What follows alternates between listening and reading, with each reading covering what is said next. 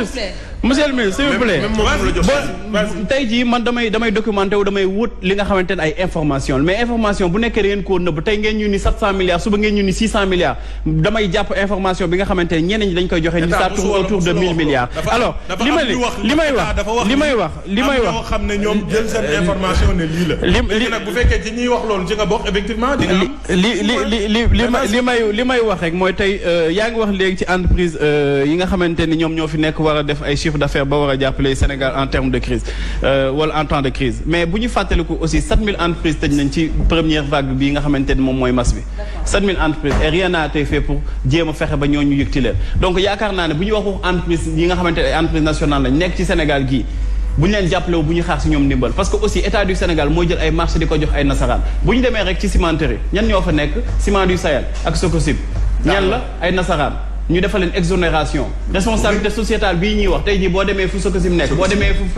fu Ciment du Sahel nekk population bu fa nekk yëpp tey jii ñi ngi dee xale yi dañuy am ay problèmes yoo xamante ne lié ak li nga xamante ne moom mooy transformation boobu boo jëlee tamit téeru bi nga xamante ne dañ leen ba ñuy def seen extension dañ leen defal exonération fiscale donc pour dire que ni tey yaakaar naa ne bu ñuy wax waxu Sénégal ak entreprise yi nga xamante ne ñoom ñoo fi nekk c'est vrai que waxoon nañ leen mën a jàppale mais day fekk secteur privé fort boobu ngay wax daaneel rek ci li ñu doon waxtaanee léegi ci affaire financement bi xam nga la moo tax mu nekk lu impertinent selon moi dama jàpp ni benn banque bu nekk capital 1000 milliards la. boo fexe woon attends benn banque bu nekk capital 1000 milliards. non je suis désolé. loolu c'est des chiffres aussi à vérifiable mën naa la génneel léegi. capital non attends dafa am réglementation bancaire. nga ne capitalu banque bu nekk capital banque yu nekk Sénégal 1000 milliards la. 1000 milliards mën naa la génneel dégg nga 1000 milliards minimum 1000 milliards la. exigence sax boo xam doo ubbi banque Pape Matar man nag bu ma gënee documenter le ministre ça pose problème. alors Pape Matar dafa naan Pape Matar nga baal ma rek 10 secondes. j'ai été ancien ministre de l'urbanisme. j'ai négocié avec les banques sénégalaises pour xam lan lañ mën a def dans le cadre du programme 100 000 logements. Pape Matar. banque bu nekk balaa muy ubbi il faut mu am 1000 milliards de capital. banque vérifier le chiffre bi. waaw d'accord non c'est pour dire rek la crédibilité de li ñu fi wax yëpp. xoolaatal xam nga kan moo la yónnee SMS wala WhatsApp jox la information. mais Pape Matar vérifier Pape Matar on doit avoir la responsabilité. on parle à des Sénégalais. et on leur donne une bonne information. mais Pape Matar mënoo taxaw ci télé bi ne banque il faut nga am 1000 milliards pour ubbi. Fofana déggoo li ma la wax de dama la ni institution yi fi nekk yaakaar naa ça tourne autour de 36 à 40 pour banque wala institution financière yu mag te ñoom ñëpp foo xoolee seen capital ça tourne autour de 1000 milliards yu gën a ndaw la 1000 milliards la ñeneen dañuy sax dem au-delà waa déglu ma rek ma yeggali li may wax damay yeggali ni benn affaire rek xam nga loolu laa doon wax ci banque yi en fait dama ni benn banque rek bu nekkee capital la 1000 milliards la yow sa 60 milliards wala sa 300 milliards yi du am njëriñ fexeel ba taux d'usure bi nga xamante dafa nekk 27% nga wàcce ko financement yi nekk lu possible nit ñi di dem directement ci institution financière yooyu ñu leen di financer moo gën ëpp njëriñ que ngay naan état bi day financer parce que état amul rôle di financer dama ni rek loolu alternative la parce que boo demee ci banque bi fexe ba Pape Makhtar bu soxlaa am accès li nga xamante mooy crédit Pape Makhtar dina mën a fay parce que ñooñu aussi di nga leen fay parce que da nga xam ne li obligation la mais état bi kan moo koy fay boo gisee tey ji bu la lebalee 200 millions wala 300 millions yow mu lay laaj nga fay ko alors que au même moment Fofana day am accès ci li nga xamante ne moom mooy financement te du rembourser dara donc daal vraiment am na yu bëri yu ma noté fii yu ma bëggoon wax mais comme monsieur le ministre dafa ñëw pour kii. en application de l'article 23 de la loi bancaire le conseil des ministres de l'UEMOA a fixé le montant du capital social minimum des banques à 1 milliard de francs CFA pour tous les États de l'UEMOA. L'article 26 milliards 1 milliard. Minimum. Oui.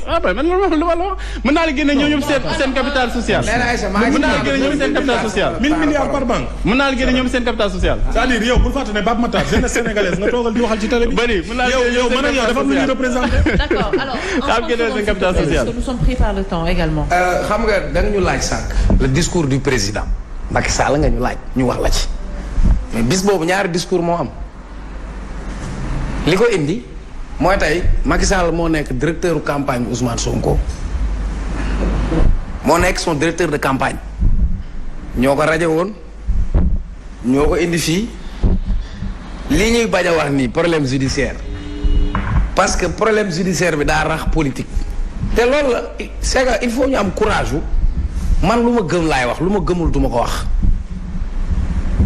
li fi am nag régime bu ñëw instrumentaliser justice pour régler des problèmes politiques et saa ñu jëlee justice ëffal ko ak politique lii la ñuy jural instabilité bi njëkk ci réew yaa ngi def si instabilité bi njëkk ci réew lu koy indi mooy waaye UMS bi ñu bindee laaj seen magistrat yi nañ def preuve de neutralité et d'impartialité mais su fekkee contrat de confiance bi ñu war a am ak justice dafa poser problème lii lay indi bu ñu demee ba acteurs judiciaires yi ci seen jëmmi bopp ils sont conscients que indépendance juste bi yaa ngi doon wax ndëpp national on a signé l'assise nationale tant que ñu ngi am président buy désigner ay juge tant que ñu ngi am un procureur de la république buy dépendre ci ministre de la justice boo xam ne day toog pour def nit ñi ay mbër tant que ñu ngi utiliser usage de manière abusive de pouvoir bi nga yore di nga fexe nooy def ba nasaxal ñeneen moi je crois que débat bi dafa am lu mu làmboo li fi xew ni fan yi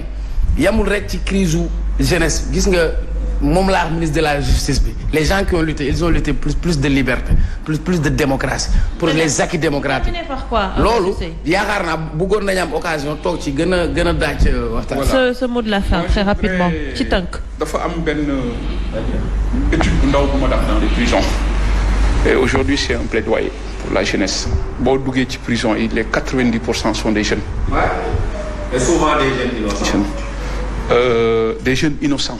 J'en profite pour parler des lèvres de détention dama ci tasante ak ay xale yoo xam ni boo demee pavillon spécial dama bëggoon yéen ñëpp j'interpelle monsieur le ministre pour le cas Mamadou Camara dafa demoon immigration clandestine wàcc rek ñu jiiñ ko terrorisme amul benn doole chaque jour daf may woo ni ma monsieur Seye dimbali ma j'en profite ñu wax ci ba pare dafa feebar. D'accord. Il est de Diaobé. Oui. Beneen bi c'est important aujourd'hui par rapport à ces problématiques liées à la jeunesse.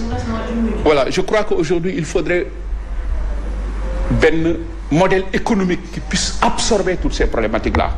Il nous faudra un nouvel contrat social. Vous avez parlé du chômage. Gis nga ces jeunes diplômés-là.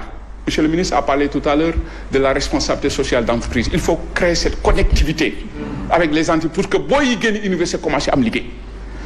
Beneen bi waaw. dama bëggoon dugg ci benn aspect bu ndaw c'est important les gens ont parlé de nationalité nañu def attention sinon ça risque de créer un danger lui il a parlé d'ivoirité xam nga bi muy wax ivoirité j'étais professeur à Abidjan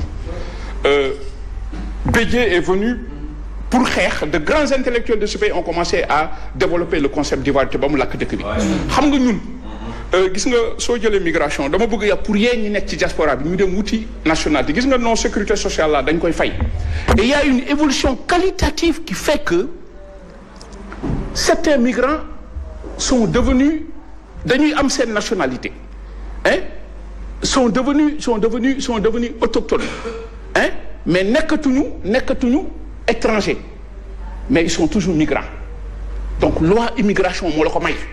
ba nga xam ni soo nekkee ci dëkk pendant yenn années yi mën nga def loolu pour mën a am même point d'égalité ak ka fa nekk. nañ def attention moo tax j'en profite gis nga ñi nekk ci diaspora bi ñëpp ñi ko matal nañ ko wëri c'est une loi qualitative léegi nga ñuy Boubacar Seye européen la mais suñu doom yëpp c'est des européens gis nga suñu def naa xale yi dañ fiy ñëw ëllëg ñu ne leen dëkku leen fi. C'est un jeu très dangereux. Voilà. Donc loolu laa bëggoon attirer l'attention ñu xam ni la notion de nationalité sécurité sociale dañ koy fay. D'accord. kon am na foo xam ni soo fa eggee waratoo nekk man c'est une loi de la migration. lii laa bëggoon mu leer ci nopp ni ñu bàyyi yooyu pour bañ a lakk Sénégal beneen bi nañu toog waxtaan il faut apaiser. dañu bàyyi Guy Marius Sagna nañ ko génne. Clédor Sène nañ ko génne ñu toog waxtaan xam nga. Il faut éviter le verrouillage politique moom ngeen wax sànq tey dëkk bi toll na foo xam ne dañ koy waxtaane. tension politique bu il faut apaiser les tensions. maintenant damay tëj rek. suñu temps jeex na très rapidement. voilà may jox su ma ko mayee rek ma remercier quelques personnes. may remercier le professeur Amsatou Sow Sidibé. je remercie le professeur Malick Ndiaye. le ministre Aliou Badara Cissé mënu ma ko fay. Le médiateur de la République mënuma ko fay j'en profite pour le dire Bougane Gueye mënuma ko fay la presse du ma ci dellu si waat tey fu ma egg presse bi la Tamsir Ousmane Ba Seydina Seck le professeur Ibrahima Niang de l'UCAD suma xarit la ba ñu nekkee bi ñu amee 15 ans moom laa tuddee sama doom biñ ma jàppee ba léegi amul jàmm ba tey si la mujj ci la bàyyi léppam Seydina Seck Mayacine Diop diaspora bi yëpp maa ngi leen mënuma lim parce que damay juum Sofia donc je voulais juste pour dire que maa ngi gërëm Sénégal yëpp maa ngi baal ñaa ñëpp aussi teg naa lépp ci loxo yàlla. D'accord. yàlla na Sénégal di jàpp. jërëjëf alors ma waxaat rek léegi Pape Matar corrigé naa ko léegi loi bancaire 99 moo wax 1 milliard de capital. loi bancaire 2008 capital social minimal loi bancaire 2008 wax 10 milliards. mais boo nee capital minimal banque bu nekk du 1000 milliards mënul nekk. non d'autant plus que le volume de financement defe naa 4000 milliards la par an. léegi Pape Matar dafa am lu ma bëggoon. du 1000 milliards d'accord mais du aussi 1 milliard. waaw non loi dama la wax loi wu 99 wax la loi wu 2008. mën naa la wax léegi li nga xam ne moo am comme une minute moo ñu dese. mën naa la wax lan mooy capital am bu mu yore. du 1 milliard du 1000 milliards juum naa juum nga. très bien léegi li nga xam ne moo am mooy débat yu mel nii dama ciy sawar parce que je pense que ce sont toutes les sensibilités de la société sénégalaise ñoo fi nekk. maa ngi déglu Pape Matar déglu professeur déglu Cheikh Oumar déglu sama mag Oumar Faye suñu mag tamit Maître Boubacar Seye damay bëgg débat bi ñu élever ko te xam naa ne def ngeen ko ku ne wax li ne ci xolam mais ñu wax tamit li nga xam ne mooy construire Sénégal lu ëllëg. ndaxte tey ñun ñoo fi nekk suba dañuy dem gannaaw suba keneen ñëw kooku dem li am solo mooy ñu wax li nga xamante ne moom mooy perspective de solution yi. parce que solution yi du nañu génn ci mbedd mi na xale yi dee attention.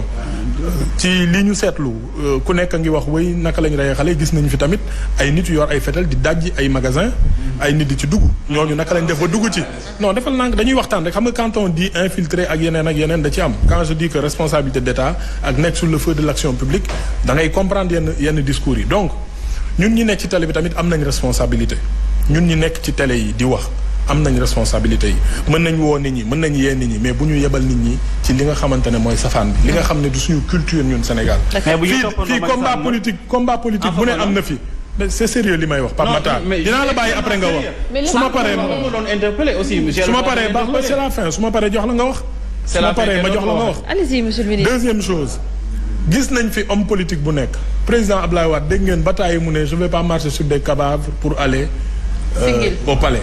gis nañ bataille mu def ay sacrifice ñun homme politique yi bu ñu bëggee ñu jiital ñu di ñu jox ndombal tànk bu ne di ñu jox teraanga bu ne mais dañu war a nangu sacrifice tamit ci suñu kanam di bañ a nelaw di liggéey mais tamit di bañ a dugg ci yenn discours yi nga xamante ne moom mooy enflammé réew.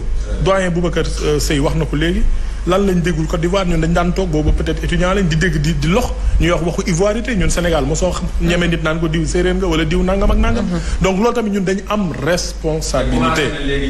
dama ne professeur loolu lu ñu war a bàyyi xel la. parce que Sénégal ku ko taal ba jiite ko it doo ko jëriñoo. c'est vrai. nañ waxante dëgg dafa am loo xamante nañ ko wax loo xamante ne au-delà des partis politiques au-delà de fi ñu bokk au-delà de tarixa au-delà de boo bokkul tarixa yéen a bokk diine boo leen bokkul diine yéen a bokk ASC xam nga li ma la wax donc il faut ñu am une certaine responsabilité boo xamante ne ça pèse sur la tête des hommes politiques. Le mal c'est pas seulement les hommes politiques ça pèse sur la tête des fonctionnaires du ñoom kese le mal du Sénégal ça pèse sur la tête des opposants ça pèse aussi sur la tête des hommes de médias te am na détails yoo xam ne du ma ci dugg mais xam ngeen li ma leen wax nañu doon des chroniqueurs bañ a doon ay xambakat nañ doon ñuy yee sénégalais yi monsieur le ministre aussi yéen nga xamante ni am responsabilité yéen même ci ñun laa njëkkee ci ñun laa njëkkee mais dama bëgg a wax ne non dañuy waxtaan on a vu ces derniers jours ce qui s'est passé am na ñoo xam ne bu ñu xëyee xool seen bopp ci seetu xam naa ne dinañ am lu ñu xalaat ci seen bopp ñun ñii ñëpp man le matin quand je me réveille bu ma jëlee sama sac di dem conseil des ministres wala di dem sama cabinet dinaa xalaataat c'est quoi ma mission li xew semaine bii passée ban responsabilité laa ci am sur tous les actes que j'ai posés depuis que je fais de la politique non je suis désolé je suis désolé Pape Matar je suis désolé professeur sénégalais bu nekk ci action booy teg chaque matin moo xam da ngay jiite mu infiltré wala koo xamante ne dafa yore arme fii la partie à l'état du Sénégal maa ngi jégalu sénégalais yëpp jërëjëf maa ngi bàyyi wax ci kon comme mënuñu waxtaan dama lay ñaan une minute rek 30 secondes s'il vous plaît parce que là quand même débordé nañ. waa usine benn tali man foofu laa yaroo. ils se sont tous mobilisés bi ñu ma jàppee waa Caaro yi ci nappkat yi foofu may remercier aussi waa Bopp parce que j'ai une tante qui habite Bopp. D'accord. qui s'appelle Aïda Diouf. Très bien. Voilà. Alors. parce que da ngaa baax. am na ñoo xam ne ñu ngi wër ci télé. di leen remercier. yore seen làmmiñ di wax au nom du peuple.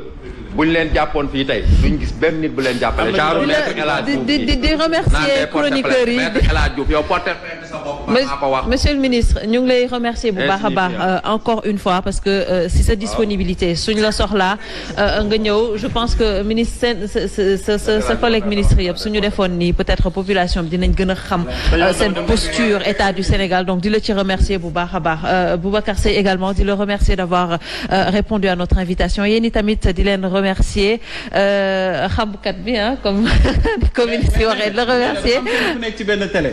dam la koy wax rek information bu capital la kooku bi wax ci télé bi day yuuxu rëy lamine di défendre Macky Sall mais gis nga ba dëkk bi naree tàq ci weekend bi vendredi samedi mu dem bureau passeport di jooy pour ñu defal doom ji passeport dégg naa mi ngi naan xaw mi ngi Dubaï newul Dubaï mi ngi ko Dubaï. je suis pas tu t'amuses Pape Makhtar tu t'amuses alors di leen remercier chers téléspectateurs di leen jox rendez-vous vendredi prochain inchallah.